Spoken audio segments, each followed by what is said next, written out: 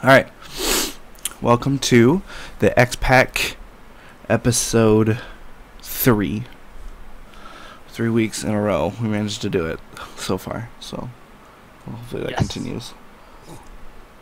It's been a week, and we got some interesting things going on, some exciting things coming up and whatnot. To start off with esports in the League of Legends world, we have the World Championships are still going on, and this weekend, or no, I'm sorry, it's not. It's technically next week, I think, that the semifinals is happening. And so we have Origin versus SKT, and then Fnatic versus KOO. Right. So those should be some pretty good games. I'm thinking we're looking at definitely some solid play. I think that, my prediction is still that it's going to be SKT and Fnatic in finals, and that SKT does take it. But I think that they're both going to be good series. I honestly think that Fnatic will show up super hard against KOO and probably take it like 3-1, I would think. I think Origin, I would hope that they can at least take one game off of SKT. They might be able to take 2. I think they can. If they play their best, they can take 2. I don't think they can win though. I don't mean to be. I love most of the players on Origin, but they still have a couple weak spots that I think SKT won't have any problem exploiting. Right. To be honest, but yeah. They should still be good games at least, though. I don't think either one of them. Yeah. No. Exactly. Yeah. I stomps. don't think that SKT will stomp Origin. I think they will do well, obviously, but I don't think they'll stomp them. Yeah. Which is good, because last Worlds was kind of, once you saw the teams that were up, it was done. And I think it should be interesting. It's definitely good to see some fights put up this year. Yeah, and it's good to see too. Like most other seasons, I was kind of not all that interested in the European scene. They were always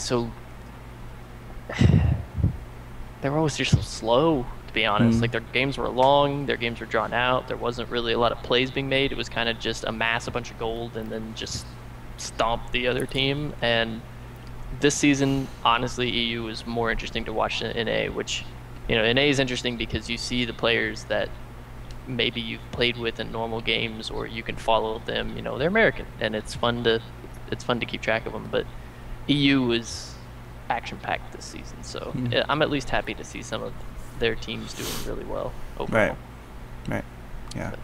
So I think it'll be a good set of games. It'll be interesting to see what kind of, if we see anything new or anything like that. Kind of doubt it. We definitely won't be seeing Gragas, however, because he was deleted from the World Championships after this last weekend due to a glitch that caused a restart, which was, oh shoot, who was it? What game was that? Was it KT and Fnatic, or? I believe so. It was Fnatic and somebody. It was Fnatic and whoever they played. Had to be KT. EDG, wasn't it? Oh no, you're right. What? Oh wow, we pay such close attention. I'm so confused. So much has happened since then. I actually didn't get to watch those series anyways because I was sleeping. So there's that. Yeah, they're super early. Like I mostly just get highlights because. Exactly, and then so, but still, it's kind of an interesting. Like most of the time, something happens with that, and it's like in a tournament, and they're kind of like, well, this is unfortunate, but like not that big of a deal. Yeah, but this was like they literally had to restart the game, and apparently Riot was just like, okay, well, we don't want to have to do that again, so goodbye, Gragas. Yeah, that was a first. It was a. Which is funny that they decided this after Gragas got played again, though. That's the thing. That's kind of interesting, because Gragas saw play again later on in the KOO series, which was after. So it's kind of interesting, but it's kind of I don't let's obviously I don't be think it made. realistic here. Like, how many times have we been watching a game where a minor bug happened and the casters just kind of like glaze over it? They're like, oh, that's weird. that won't ever happen again. Right? Because Yeah. that situation, But when a champion comes out, this on this patch that's completely broken, you can't really do that. Yeah. Yeah. But, I mean, even we saw a few weeks ago, or was it during groups? I don't remember, where where there was a ward. It was one of the CLG games. There was a ward that, for some reason, was in just the perfect spot in Baron Pit where, they didn't have sight of it, so they had to pause the game, and the team had to hey guys, there's a ward right there. So it's kind of interesting, just seeing the different ways that they're addressing these problems. I mean, obviously they know that their game isn't perfect, so they gotta do it. But do you feel it has gotten as far as, at least when Worlds and major tournaments come around, it has gotten kind of worse? Yeah, and I mean, I'm sure that comes from a lot of new champions and everything, but it's. Yeah, I feel like there's a lot of things that get swept on the for a lot of things though, you won't notice in everyday play, unless if you're on Reddit all the time and you're looking up. But even the other day when we were playing duo queue, you remember I was playing Fiddlesticks, and I swear that was an instant ult. Yeah. Yeah, I mean, it was noticeable because Fiddle has a pretty long channel time. You got to stand there and and I mean, I pressed the button and had in the time I was channeling, I was like, okay, gotta get rid of Zonia's, and then I was just in there already. I was like, yeah, okay. I remember that because that was weird because I was like, the animation didn't seem right, but basically we're definitely seeing glitches and just bugs, and it's not just League, obviously, we see it in games all the time. A lot of the time though, you don't think about it until you see patch notes and it's fix, and it says fixes, and then it's these different things that happen, and you're like, oh well, okay, I'm glad that they found that. I'm glad that they found a fix for it. So at least it's nice that they're fixing things. I think that a lot of big time companies that are doing upkeeping on, what am I trying to say? Just having to do maintenance on games like this that are consistent. They're coming out with patches every 2 weeks. Some games it's every week. Some it's even more often than that. Just kind of depends on the content and just how they look at priority between new content, just things that people have suggested or balance issues or whatever, and then obviously the glitches and the bugs and things like that, and prioritization between those things. So yeah, I mean, that's the job I would not want to have. Yeah, no. Decoding bugs seems like, oh my gosh, I can't even imagine. It's bad enough coding that crap. To have to sit there and sift through it and be like, oh, there it is. Yeah, and you have to find the reason. This wall's geometric pattern is this. What? Why? Stop. Just don't. Let's just delete the whole thing. Yeah. Start from scratch. That champion, just get rid of it. Yeah. We could do that with it. We could probably make do with a couple champions that way. But anyways, my cat is just circling me right now. I don't understand. But yeah. So we're looking at Worlds and. Exciting, hopefully. I hope the games are exciting, at least somewhat. I hope that the EU teams don't just show up scared. That's my thing, because I feel like that happens a lot with these Korean. I feel like that's going to be on Origin. Fnatic, honestly, besides their rookie ADC, I feel like they're solid. I mean, what? But even he's been friggin' showing up super. Oh, yeah. But I mean, even Yellowstar has been to Worlds almost every time. Or is it every time? He has been to every single one. Him and Dyrus were the only ones that have been to every World Championship. And now then you got, I don't know. Their mid laner. I haven't really been a Fnatic fan for very long, but with this roster that they have, I really like them. Especially oh my god, Huni as a top player is just so fun to watch. So fun to he's watch. Awesome. He's hilarious too. Yeah. But yeah, so it'll be good to see that. But also coming out of Worlds.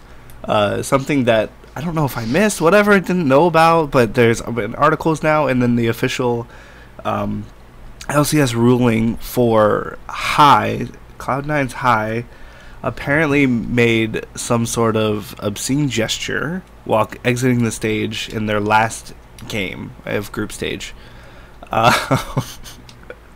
And so he was fined 500 euros, which is also kind of interesting considering he's American. But so this just blows my mind, like that, because it is like when obviously like these players, like they have to take this seriously. Like they're signing contracts to like follow this rule. Like there's a rule in there that says, hey, like you can't be an asshole to the other teams, like regardless of what happens. And that's part of it, is you can't make obscene gestures and do other things, like especially while on stage. That's the biggest thing, is he just did it on stage, and I just think it's kind of ridiculous. I want to know like what Riot's thought process on this is, because look at everything else Riot publishes, right? Like even the interviews they do with coaches, they don't censor them at all.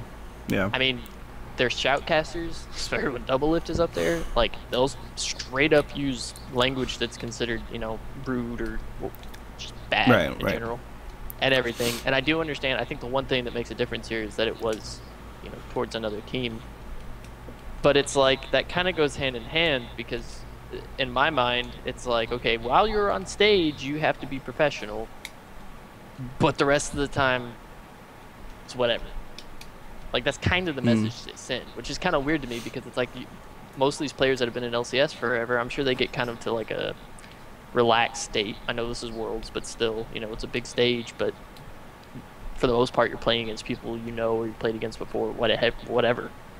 And, you know, when you send that message of, you know, we're cool with this, I can kind of understand how something like that can just slip out, you know, like what if you knew the players on the other team one way or another and he's just messing around? It's still not a good thing, but I'm just saying, if Riot's going to start finding people for that, maybe they should take a little bit more professional avenue when it comes to, you know. I feel like they've gotten more lax with that kind of stuff in general, because like used to, like they were super, like they would censor their videos and like they would make sure like that people didn't slip up and stuff like that.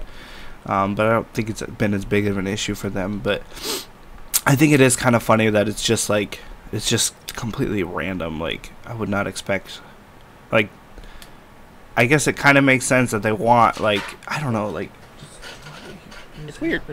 It's pretty weird. Yeah, it's just weird, like that they're taking this. I think part of it is they want to use it as an example. And there's my cat. Okay, hi, thank you for joining me. So I think it's, I don't know if it's really like a bad thing that they're reacting like this. It's just kind of interesting, like the whole situation in general. So it'll be cool to see like if they do get more serious about stuff like that. Especially like you were saying with interviews and during, like, just things during the broadcast, I feel like are the biggest thing. Because obviously, like, once the player's streaming or whatever, like, they can't really do much about that. They can try. I mean, depends how big they get. I mean, look at major sports, you know, NFL and everything like that. If a major sports player came out and said the F word in an interview, like, they... Oh, yeah, absolutely. Yeah, and that's the thing, is so they gotta figure out, like, is this something that they want to pursue? Like, do they want to pursue that level of excellence that they don't have obscene gestures, they don't have obscene language, they don't have like, but at that point, like, you take away a lot of people's personalities, kind of thing, and you're kind of telling people how to be. And I think that's like, it's like teetering that line where you start to get people upset about it, and then you get the rebellious people. See Marshawn Lynch, and way before that even. I mean, yeah, but the thing that's interesting to me is, I guess part of it is because you have the internet factor, which I think is the biggest problem, is because most of these people, when they're not playing, or if they finish playing, retire or whatever, they're going to be streamers, they're going to be YouTubers. Like, this is what they know, because this is what they've grown up in now. They don't have any other work experience. So, of course, they're going to work in that. And, you know, League can't monitor everything all their celebrities do all the time. It's a weird I think it's mainly just because of that internet factor. Like, you don't really see. I guess if an NFL player posted a Vine or something that had bad language in it, he wouldn't really catch much heat. But Yeah. it's just odd because they live so much of their lives on the internet in comparison to other sports. So I don't know which direction they take that. Do we make it like other sports to fit this medium so that we can be, to have our ESPN spot and everything else, or do we just keep it the same because internet trolls and nobody cares? Right. Yeah. It's I think they're just gonna have to figure out the balance of it for them, and see how it progresses from there. So yeah. In other esports, so Navi, one of the most renowned, well-known Dota 2 teams, like literally they won the first and second invitationals, I think. I could be wrong. I'm pretty sure they won both. I know they won the first, I think. I know they won at least one of them. But yeah, they've been around. They've been around forever. It's just this really big brand name in Dota as well as in Counter-Strike. But their Dota 2 team has completely disbanded. Like, they literally just, like, it's gone right now. So they dropped all their current roster. Apparently they tried out like 7 different players, but just couldn't figure it out. Like, this just over the course of this last season, and they placed in the 13th to 16th, tied basically in the International 5, which is their worst placing of any international ever. And so that just hit them really hard, I guess. And so they decided just to scrap it. Apparently they are planning on forming another team. So it'll be kind of interesting to see how that follows up. I don't pay all that much attention to Dota 2, but like, but even that, like, I would recognize this team usually. Like, right. Even with some of the players that they had on it, like, I would recognize if I saw the name and be like, oh, okay, yeah, I know that guy plays Dota 2. But yeah. Do you think? I mean, what kind of talent pool does Dota 2 have? Like, is it still really big, you think? I mean, is it... I don't know. I'm not really sure, like, how many people are applying for... Applying? What am I? Applying? Or... Not applying. That's not what I'm trying to say. That are, like... I don't know. Are working towards a spot on a professional Dota 2 team. Like, obviously, it's a big thing, and it would be really cool, but I'm not really sure how that scene has developed since... You know, I mean, I'm not really a part of it. It's just, I mean, I don't know. It's kind of odd. Like, I think about this a lot in every competitive game. Like, you look at League, Counter-Strike, all of them. They have like their veteran players, and eventually those veteran players are gonna be gone. Right. But the thing about Dota is, I know a couple, but I just feel like I don't know how to say it. Like, it's maybe harder entry level for people to get into, like to find new players. Right, like rookies and stuff. Yeah, and that may just be, me not knowing what the hell I'm talking about. But yeah, I think it might be part of like the just like the top tier scene there comparatively, like with the way their MMR system works and everything like that. Yeah. Compared to League's tiers where it's like, okay, we have Challenger tier. Like, these are the good players in this region. Now let's see if we can try them out or see if they want to. Right. Whereas, like, MMR is, like, it's a whole bunch of numbers. But, yeah. So, it's just, I feel like they, from what I understand, there's two players that have approached them about forming a new team. And they've been on different teams before. So I do feel like it is kind of like the top teams are a lot of those like not recycled players. That sounds bad, but like players that have been playing before and like they are like they're known players, which does happen in the league scene a lot. But I feel like the league has a decent opening for rookies and new teams and stuff like that. I mean, we see Niels this year is on Fnatic and they're one of the top teams. Santorin was on TSM. They were one of the top teams. Obviously not in the world, but they were one of the top teams. So there's, but I mean that could just be because we don't really follow the scene, right? That we don't see that. I guess it could be the same as League, but what I just see is like League is there's like a there's like a cycle I feel like that happens, and it's like the older players are finally leaving, and I feel like the last either this year and maybe the year before that, it was like this combination of veteran and new players, and I feel like that actually hurt a lot more teams than people realize. Because, I mean, no matter how the game changes, if this guy came into league, was like a fanatic about it, and just played the entire year in like that current meta, he's probably still going to be better than a lot of the veterans that are constantly having to delete information that they've learned for so many years and put new things in. And then you force a new player to play with them, and I feel like that kind of clashes with a lot of teams. And that's why I kind of think the next 2 years of league are going to be interesting, because we're either going to have some really, the entire skill cap will go down because of lack of veteran players, or the new teams are just going to be that much better. And they're just going to destroy. And I'm just curious to see how that works. And like I said, I don't know enough about Dota, but I just don't see a lot about roster swaps or things like that when it comes to Dota. That's like a big deal. But I don't know. Yeah, definitely, I agree. So yeah, it'll be interesting to see like how that. I'm not even sure. I haven't heard about their Counter-Strike team lately. Now that I think about it, so I'm not even sure if they're a thing or really still doing anything or anything like that. But yeah, it'll be interesting to see how their Dota 2 plan develops. But apart from that, so we got some StarCraft 2 stuff going on. This is interesting because last week we talked about something pretty related. Yeah, last week we talked about, it was League players. No, right? Yeah, it was. It was kind of a combination of League and Counter-Strike players. Yeah, League and Counter-Strike. Because they were fixing. Yeah. So what happened now is StarCraft 2 has a team that has been fined. I think they got arrested. Initially, headlines that said arrested. Yeah, and then they have been banned for life from StarCraft for fixing matches, and this was from Team Prime. So it's their head coach, Gerard. I'm not going to try and pronounce their real names because that's not going to work. And then the players, Yoda and Boom Boom. It's a funny name. So this is just... It's so frustrating that this continues, as a problem, continues to show its face in more and more games.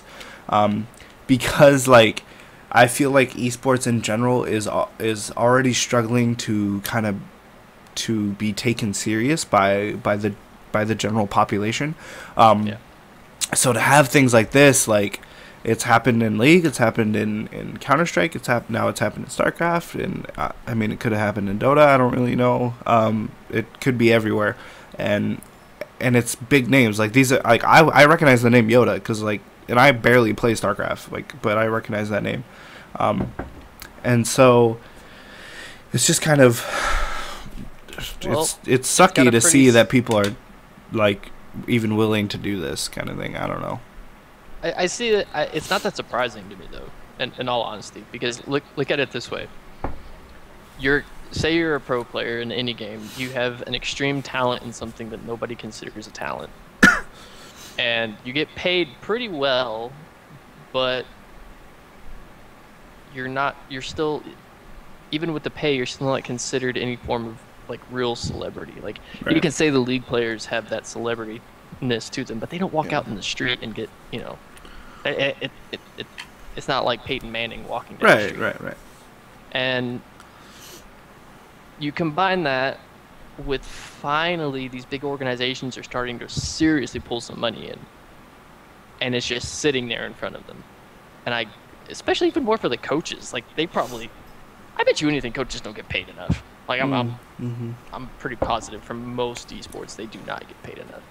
And it's just in this middle ground right now of where, they're probably not making as much money as they should be for their talent.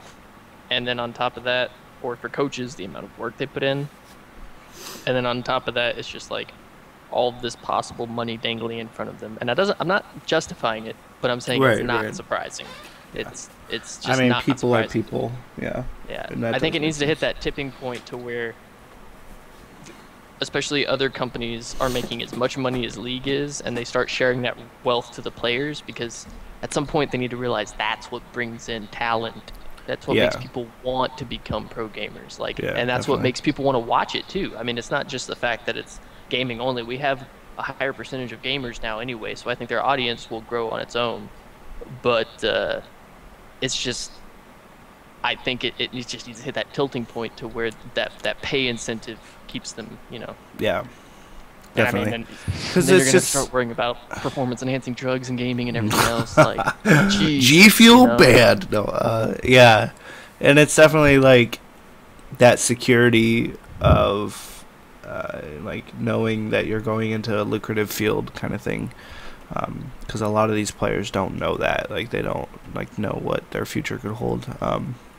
So yeah, it's just kind of an unfortunate turn of events in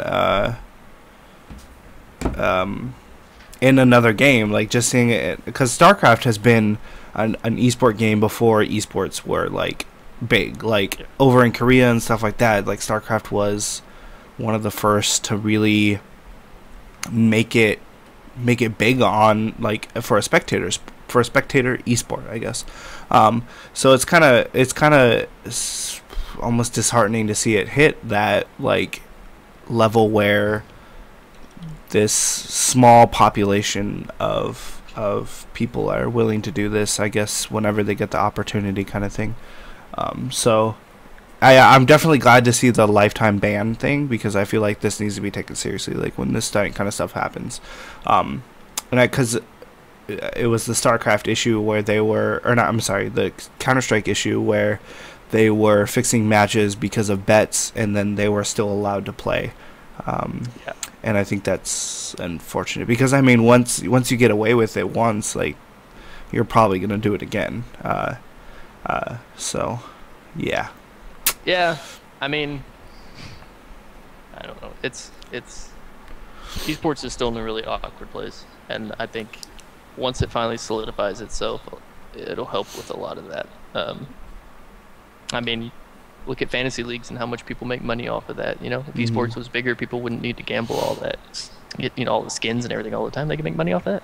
Yeah. Yeah. The entire foundation of it just doesn't have enough income yet, I think, to satisfy the greed that is human nature. Yeah, right.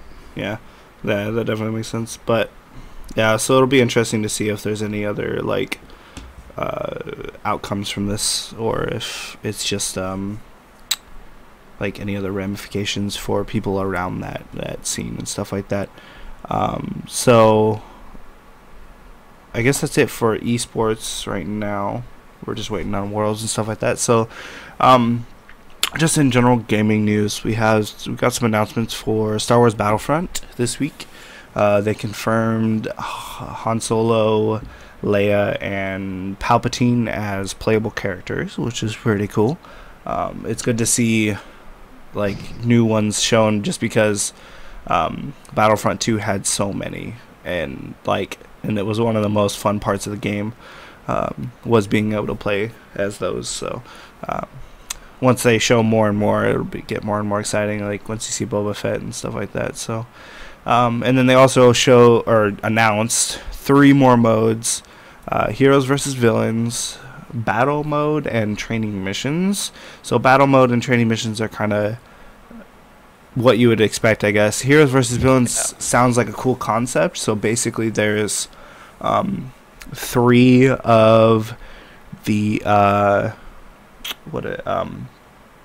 respective either heroes or villains, depending on Empire or Rebel Alliance, and then everybody else in the game plays just the typical, the normal soldiers around them. So it's kind of cool. They want that they're putting a game mode in that is focusing on that, because that's definitely a part of the game that people are going to be looking forward to, is just being able to play as these iconic characters. You know what I mean? So I think that's kind of cool. And then that now makes 11 game modes that they've shown, at least. It's definitely possible that there's going to be more, which would be pretty cool. It'll be pretty cool to see what they are. And it's definitely cool to see more than just like, team deathmatch, capture point, and headquarters, and like whatever those typical game modes. A game like that needs that. Otherwise, it's just constant chaos. Yeah, definitely. It'll be good to see like structured game modes too, as well, so that they're not just all like, obviously the big ones where it's just you're running around and you're killing things and you're doing the vehicle combat, and like that's all super cool, but I think if that's all you did, then it would probably get kind of redundant. So yeah, I mean, I really like the hero gameplay part in any game mode, because when you're playing the game and you see Darth Vader come down the hallway at you, I mean, that was some of the most ridiculous moments of the game. Like, you could see like 10 people standing there, run the opposite direction, and just start throwing grenades as hard as they could and just panic. And, there's a lot of people I've seen on a lot of comments like, oh, I guess they're probably like Battlefield, fanboys, if that's even a thing.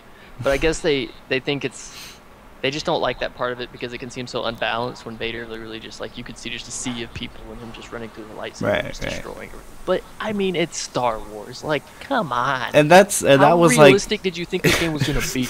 Yeah, and that was my biggest thing playing the beta and going into it, is like it's just so epic, and it's so like it feels like Star Wars, and I think that's a big part of it, is like that adds a lot to it. So it'll definitely be cool seeing like 3 Jedi versus 3 Sith or whatever, Boba Fett, whatever, running around like shooting each other while you're trying to fight these other like infantry, and then seeing that going on. I think that would be super cool to see. So yeah, I'm definitely getting excited for that game. Man, I already am, but I'm getting more excited. My problem is such a first world problem. It's not even funny. Like, I want the game.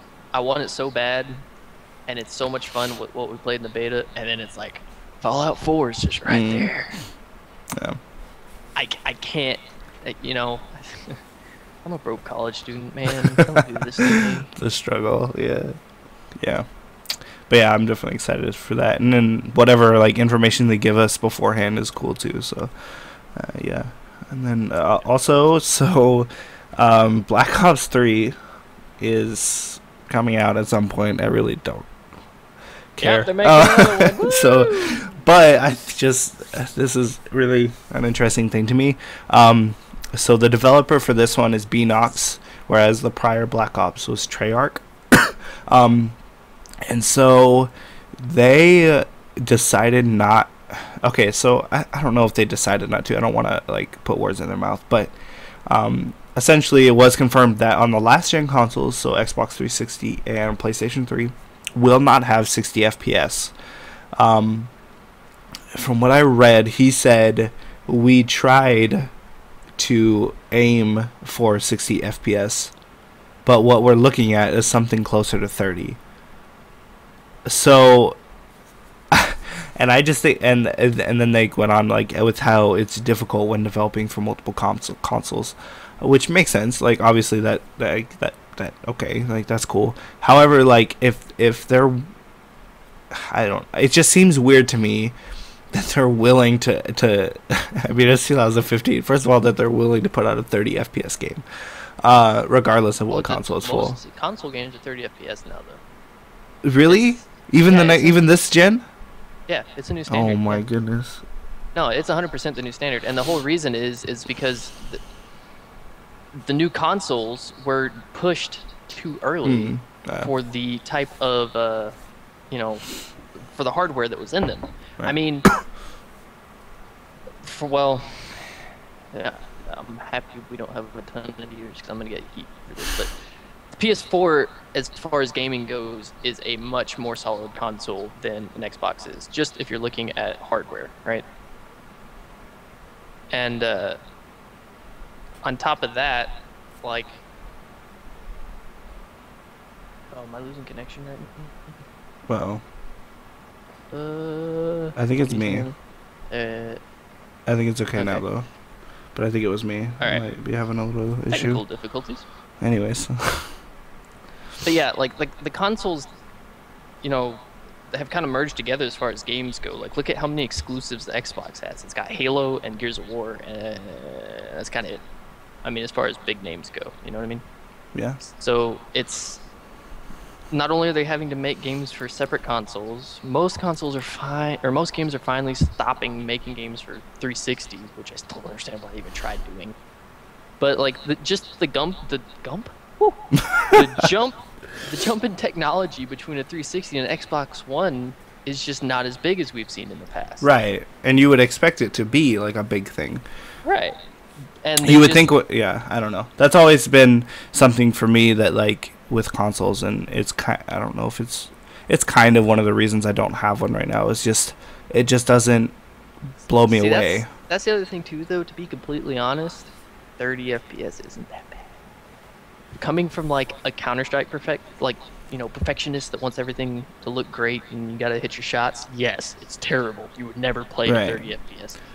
But I guess for Call of Duty, it's probably really not that big of a deal. But for Bloodborne, I mean, that was a 30 FPS game if I remember correctly, and they did have some problems with FPS jumps, and comparing having 30 FPS all the time to having a little more FPS and having it jump around, I would much prefer that. Right. Yeah, and that makes sense. Like, a consistency is definitely something that you would want out of, well, really anything, because visually, like, having FPS spikes or drops, like, either way, it's just a weird thing, and it's kind of uncomfortable, like, for you.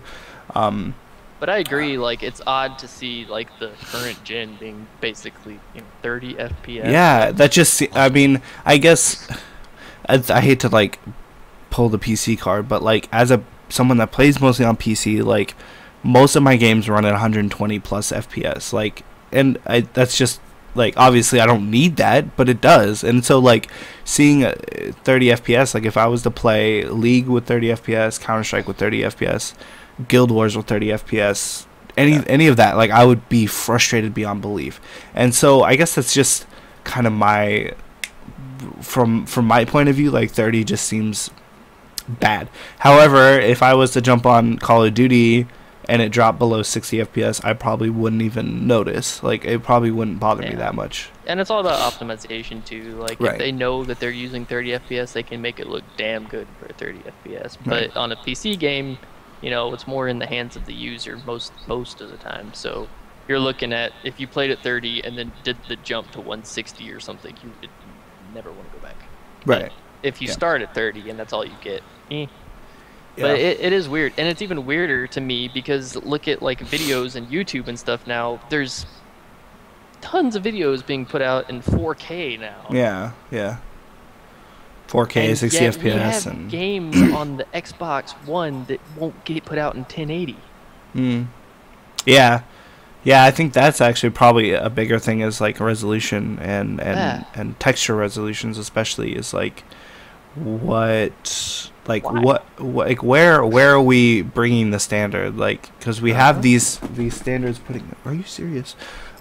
Being put out with videos and movies, and I mean, not most, but a lot of, like, amateur videographers can get their hands on a 4K camera now. Like, it's really not that difficult.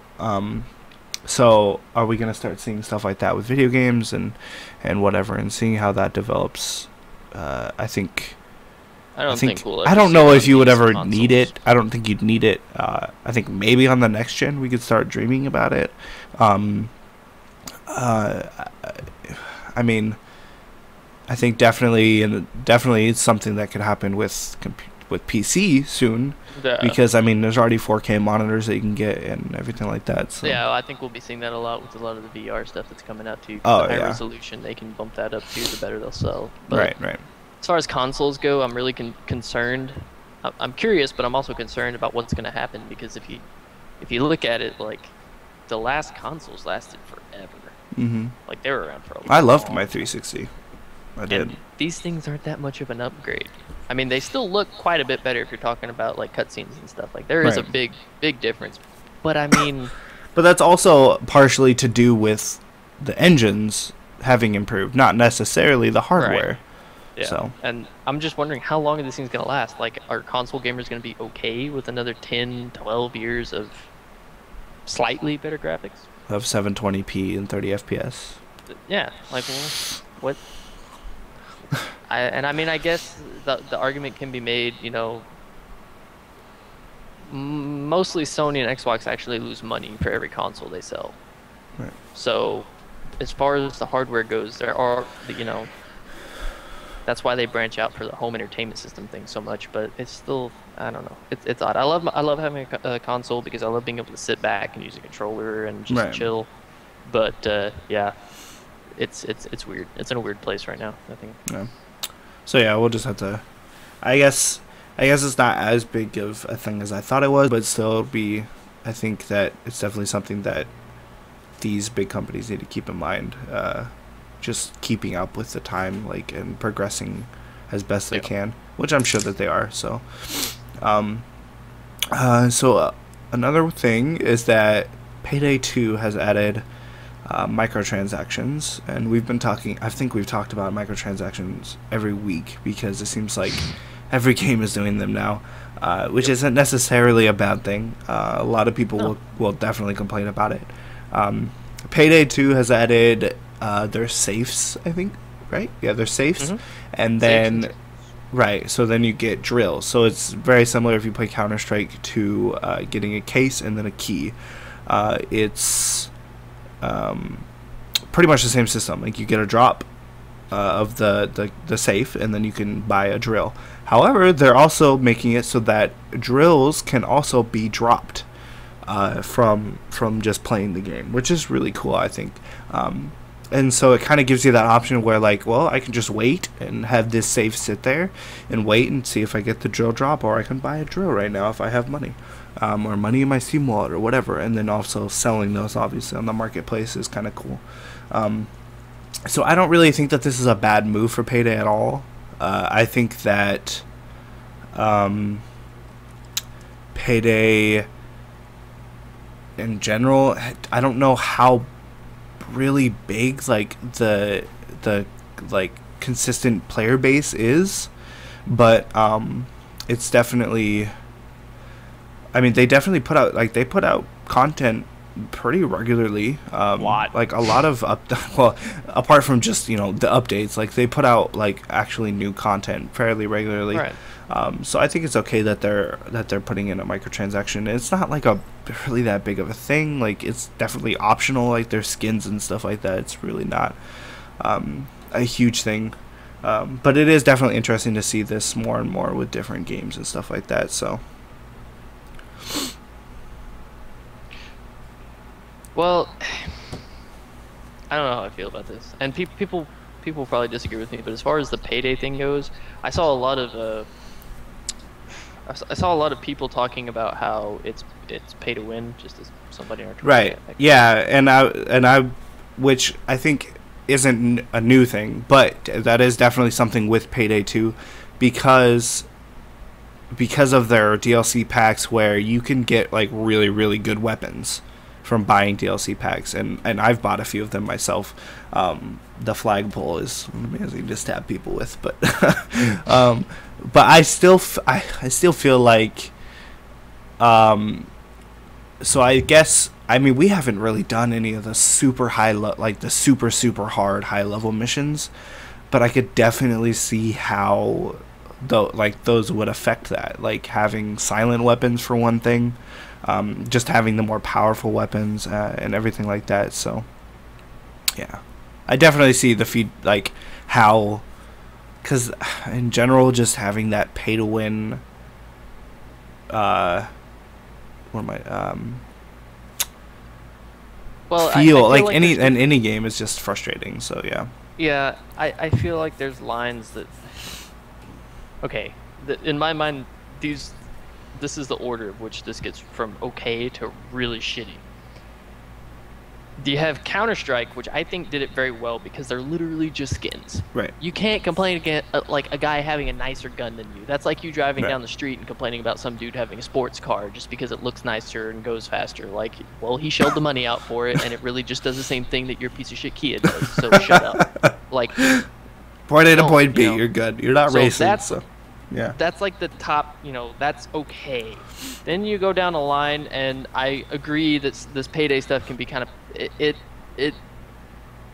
teeters on pay to win. The only thing about payday that I don't see as big of a deal about it, I guess, is because it's not a multiplayer versus game. So the pay to win thing doesn't really bother me as much if you're still just like it's just saving you time, really. Right. I feel like. The worst, on the very low end of that, is almost like a pay-to-play thing, which is exactly what Konami did with their like entire FOB system. They pretty much said like, okay, you want to be successful at this, you either log in every single day and play, or give us money. Right. So like, there's different tiers of it, and where Payday is right now, I think they could have done a better job of it. I think the weapon skins, they could have implemented like a better way of just it being skins, and that's it, like Counter-Strike. Right. So that you can walk around and show off all your cool shit, which, let's be honest, that's all customization is. Like, if you're actually really good at the game, the difference in what gun you have isn't really gonna make that big of a difference. Yeah. Like, yeah. But still, it's like this has been around long enough that people shouldn't have problems designing this. Right. Like, let's be honest, people want to look cool and they'll spend money on it. So that's what you charge them. Yeah. Don't put in gameplay changes for money. Just don't. Yeah, definitely. So yeah, and I think it'll be interesting to see how they. I think it could have been a lot worse, but I think they could have done a better job as well. Oh my god, I'm lagging again. What is happening to my internet?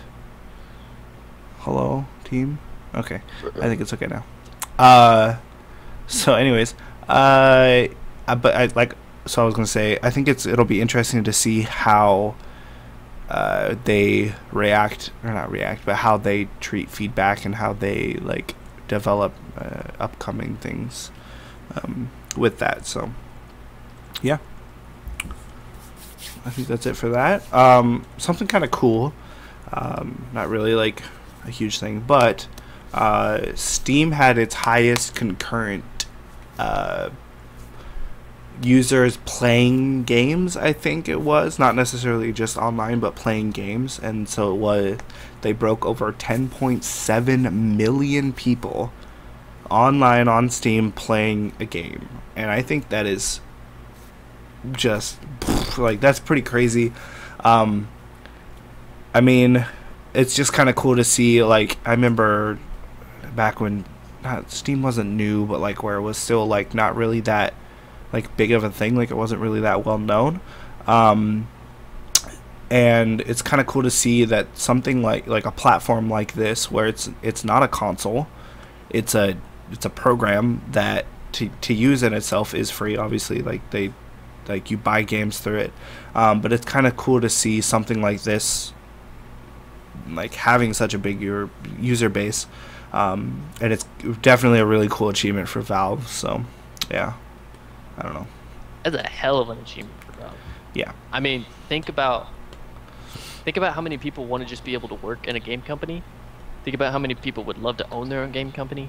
And think about how many people went from, oh, we've made a couple games, to we're banking without ever having to make another game ever. Yeah, Valve doesn't have to work that hard. Other like people's work and get a huge cut. Yeah. Like yeah. It's unbelievable. It's absolutely unbelievable. Like, the fact that whoever, the first guy to utter the words, hey, maybe we should just make a client that's all digital. Like, that dude, genius. Yeah. And they actually made it good. Look at Origin and all these other, like, what is that? That thing runs like a pile of crap. I mean, it's just terrible. Yeah. And, that's what I mean, though. It's just really cool to see like this. It's successful, and they know it, and they're branching out, and they are doing their console and things like that. But it's just a really cool thing, like seeing the people that made Half-Life and Team Fortress and stuff like that. Like now, like they're having this many people use their program. Like, that's really cool. So honestly, I think what it comes down to is whoever they have in charge of most of that. Like, think about the console, the way they're making it work too, with the streaming games and everything like that. Like, they're thinking ahead. And that's a convenience you have when you already have a lot of money, but still, props to them, because in comparison to seeing the new Xbox, where having backward compatibility is a plus to them. Right. Like, holy crap, how far in the past are you living? Like, yeah. Come on, man. And I think so something else I guess with Steam is that they recently like did a sort of press thing where they talked about ads, like advertisements in Steam. And they basically just said that they never want to have ads. Like they never want to have ads for other companies or other services, anything like that. And their reasoning was people don't want ads. And I'm like, okay, that's it. Like that's awesome. Like they're saying they're recognizing that, and I have a lot of respect for Valve and the Steam system and everything like that. So well, I mean, big ups to them. Even look at when they tried to do paid mods for like Skyrim and stuff. Mm-hmm. Everybody went, no, screw you guys, no paid mods. And they went, whoa, okay, all right, we'll take it back, you know? And I mean, there were a lot of mod creators that I'm sure were angry about that. But, you know, in my opinion, and this is just real quick, like, if you're a modder, you went into it knowing that you weren't going to make money for this, right? If you really wanted to make money for the talent you think you have when it comes to coding and programming and everything else, you just made like a giant resume that you should be able to send to a ever-growing entertainment industry in gaming. Don't complain. Get off your ass and go get a job doing it. Like, that's just my opinion. Like, if you're that talented, like, talent will make you money as long as you put in the effort. Right. And that whole drama, that's a long time ago, and I know everybody's already heard of it, but like, in relation to you saying props to Valve, I gave them props for pulling that back too, because they had a huge player base that said we don't want this, and they said okay, then we won't do it. Definitely. Yeah, definitely. It's cool to just I mean, I know that it's an ever growing thing, so to see how high these numbers really end up getting in the years to come. So yeah. Yep. So also something else is that the new Doom game, the multiplayer, I guess online Doom experience now. Next gen, finally, it's happening. Doom, not next gen. Well, I don't know. It's cool, man. Yeah. That's all it needs to be said. It's cool. And they're having there's a lot of blood and guts and and they're having alpha testing coming up, so that's pretty cool. Yeah. I think I'd love to at least try it out. I'm definitely gonna get it. I mean, Doom's always been one of those games for me that, like, did you ever play Doom 3? Yeah. It's mindless fun.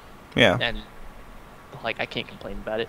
I think if they do a really good job with the multiplayer, I think it's a smart move by them, because I think a game like Doom, that's kind of its niche in this time, because now if people play a first-person shooter that's single player, they expect to have some sort of like hook. There needs to be story. There needs to be something. And if it's just running and gunning, nobody's gonna play that game for very long, and they're gonna end up losing money on it. But if it has like that Twitch shooter, Unreal Tournament, Counter-Strike feel, and it looks gorgeous and it's bloody as hell and everything, I think they could do wonders with it. So that's what I'm hoping for. I'll still play it either way, but that's what I'm really hoping for, is to just see another competitive shooter that's actually just a load of fun to play. Yeah, I would love a Unreal Tournament type shooter that isn't Unreal Tournament, if that makes sense. Yeah. I want a different developer to make make that arena style shooter and just do it their own way. Like, because Unreal Tournament is super fun. It's just not the same when they try and do it now.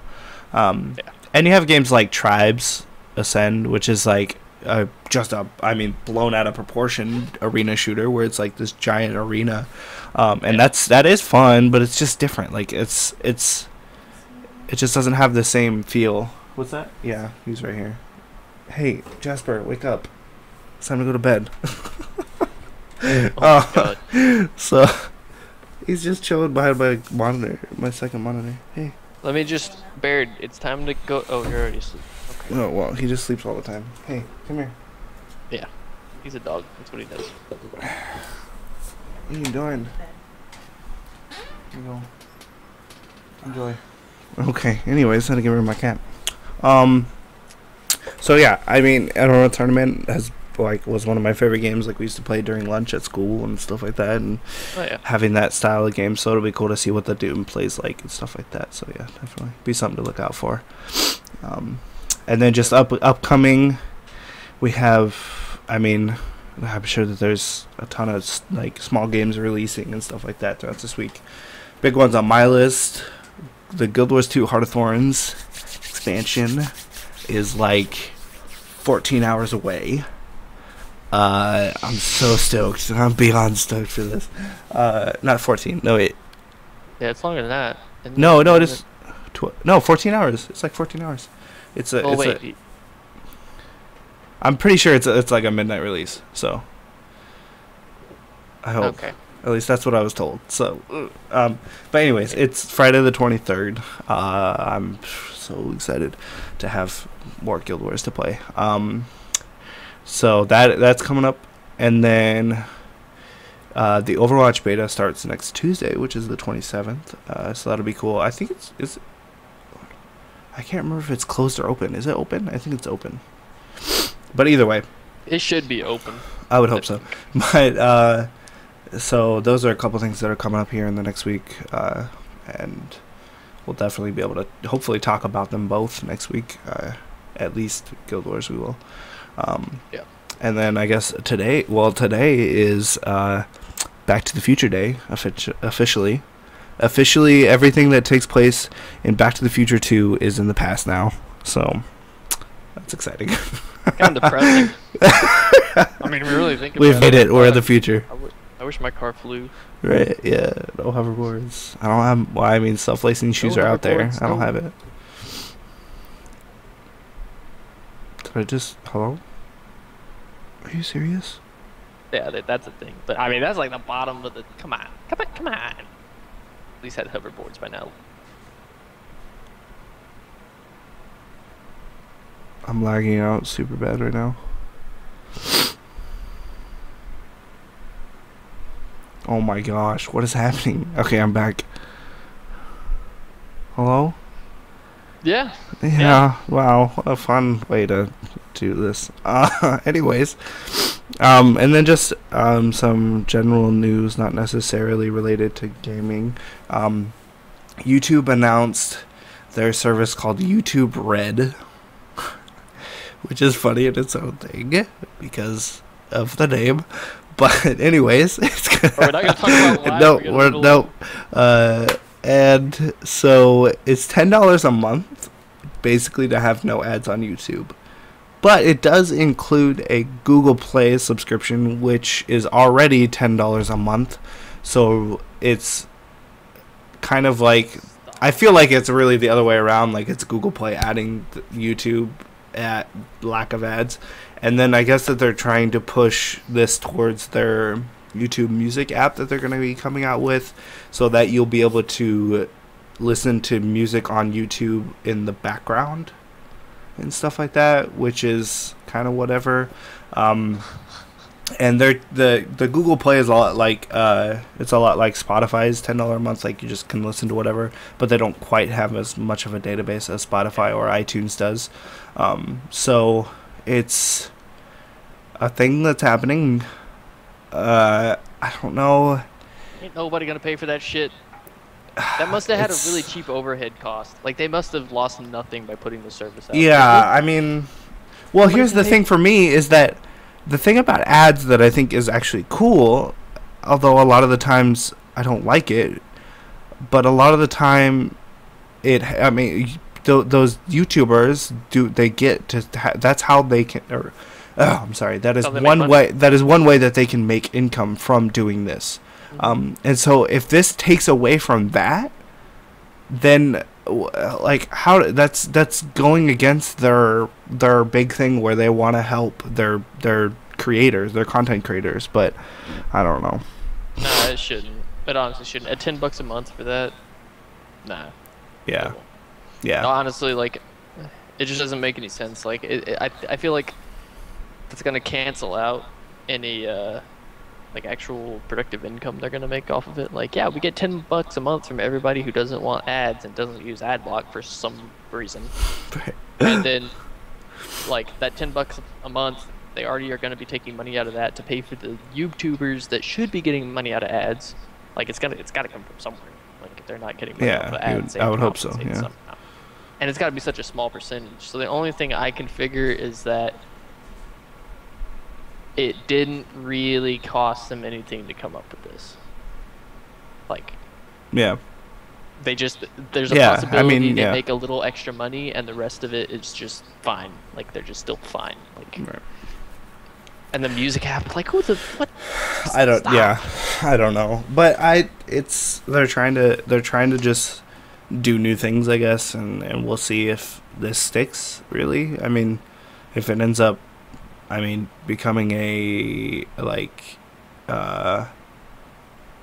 where enough people, like, where they get enough feedback that says no, like, this is a stupid thing and nobody's gonna use it, then who knows? They might cancel it, whatever, or at least do something. I don't know. It just doesn't see like it just doesn't. It's not worth it. I don't. They don't even have to cancel it. If know. it doesn't work out and YouTube Red doesn't become like a big thing, which it won't, they'll just move it over to Google Play. Like, hey, if you pay for Google Play, you get a bonus of.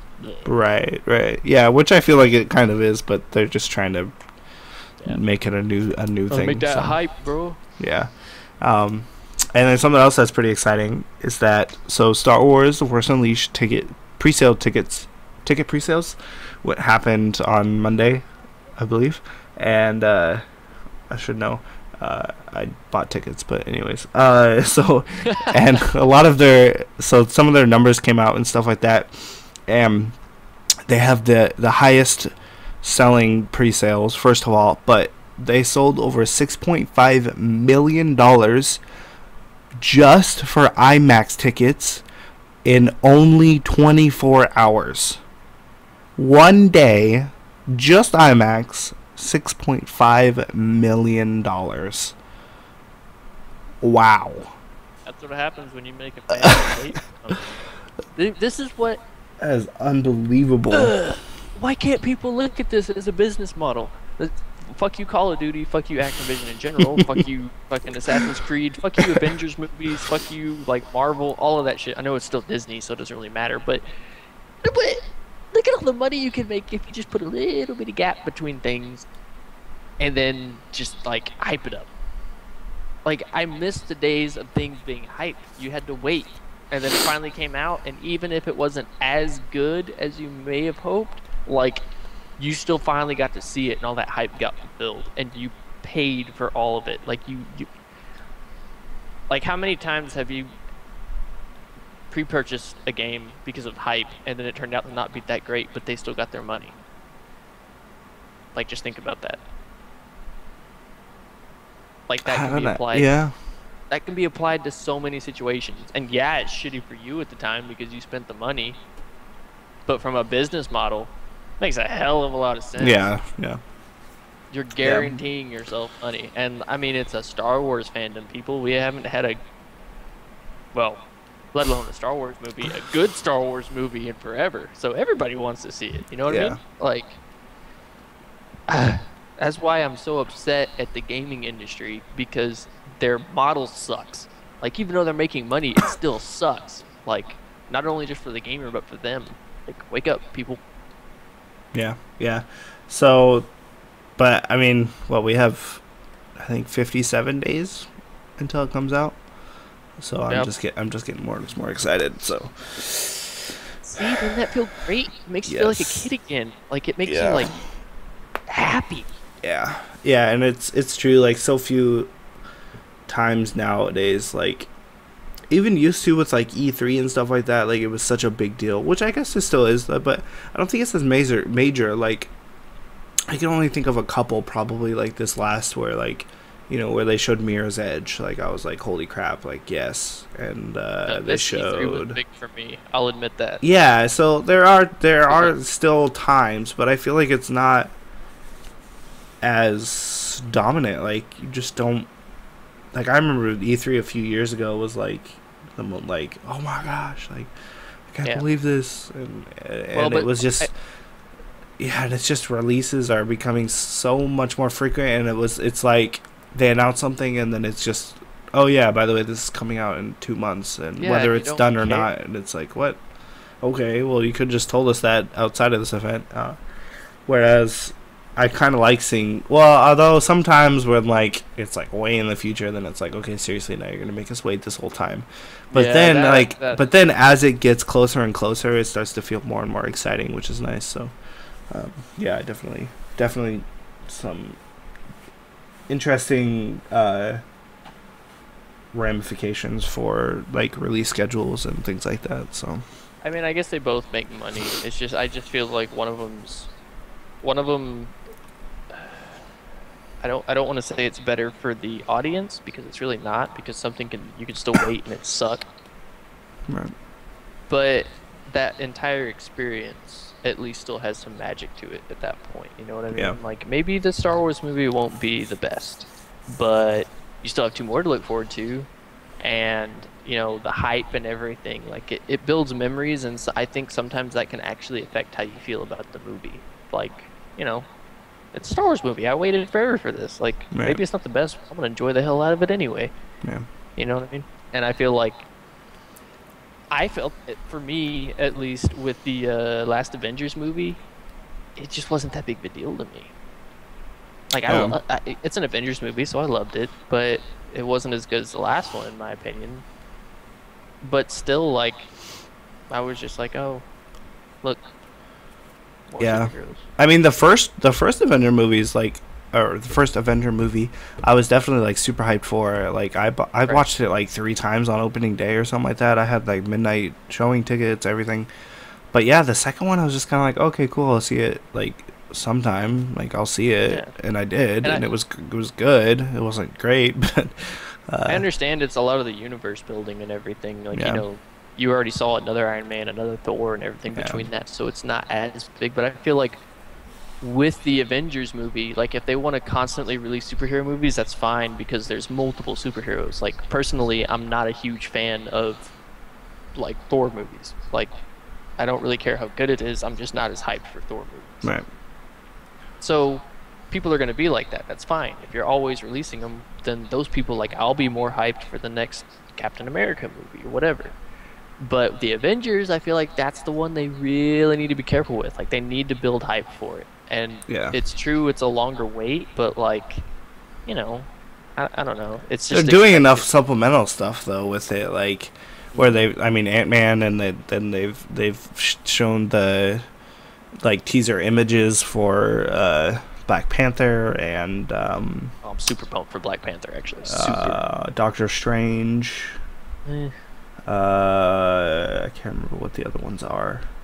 Man, but then we have. They have Jessica Jones coming out on Netflix, which is supposed to be really good, and that's kind of cool for me. And then Yep. Obviously Daredevil as well. But yeah, and then DC does the same kind of thing with their movies. Although I feel DC, like they're I more feel like spread out we've to me. I feel like actually because from the last Superman movie now to Batman vs Superman, I guess it has been quite a while, and I am definitely pretty hyped for that, to be honest. But then I also have supplemental shows for DC, which like Arrow and Flash and Gotham and stuff like that. So I feel like it's a lot of like them using the different platforms that they have, whereas with gaming, it's like, okay, you announce a big game and you either play the game before that or you play something else, and so it's like it kind of loses that interest. I mean, there's demos and betas and whatnot, or you say you have Metal Gear where they released Phantom Pain. Mm-hmm. Wait, no, what was the one? What was it called? The prequel one. Oh, Ground The short Zeroes. Ground Zeroes. That's what it was called. Sorry, Phantom Pain was the new one. Man, that was So and that was and it was like, and it's like they kind of, it was almost like they wanted to build hype, but then it was kind of like they just wanted to keep you busy or thinking about something else, and it's and just different stuff like See, that you see. And a little offshoot, the funniest thing about that to me is the biggest complaint about the Phantom Pain was that it was a huge game and everybody loved the size of it. Everybody hated the length of the story. Why the hell didn't they just include Ground Zeroes as like the intro chapter? Right. You just extended the story and people probably wouldn't have complained as much, you know? Like, come on. I don't know. It's just it's kind of the same thing as talking about competitive gaming. It's just in a really weird place right now because games are in between the Hollywood market and the I don't know really what the name for it is, but I'm gonna use the word indie almost. Like Yeah. the entire market as a whole, even though it makes a lot of money and it's not really indie anymore. It's like it's something abstract as comparison to like the Hollywood scene. And a lot of companies have made the move, EA, to like the Hollywood scene to where it's just this constant flow of, here's all our content, eat it up.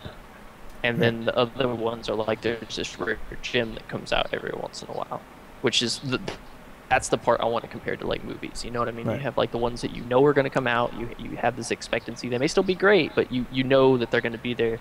And then there's like the little indie movies that can surprise you, and they can be like this gem. And there's just like it's kind of in that transition. I feel like it's just kind of odd.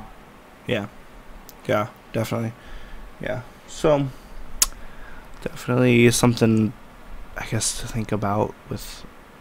But going back to gaming your and stuff original like that. point, So good on Star Wars. Good for yes. them. I'm so excited. Now when we're like 80 years old, we can talk about our Star Wars movies, and our grandkids can talk about the ones they saw when they were 12 in the theaters that were new to us. It'll be great. Yep. Can't wait. Yep. Well, that's pretty much it. We went off on a little bit of a tangent there, but that's pretty much it for this episode of the ExPack Podcast. Thank you for listening, watching, whatever you did or have done or doing. And if you want to find us, I'm at twitch.tv/spiffyish, and you are at twitch.tv/DamonBjorn. My YouTube is Spiffyish Games, as well as my Twitter. Probably the easiest places to get in contact with me if you want to. Yeah, feel free to subscribe to the podcast, my YouTube channel. Hit like, leave a comment, whatever, leave a review. I don't know, there's so much with different platforms, but yeah. Alright, I think that's it. Thanks for watching.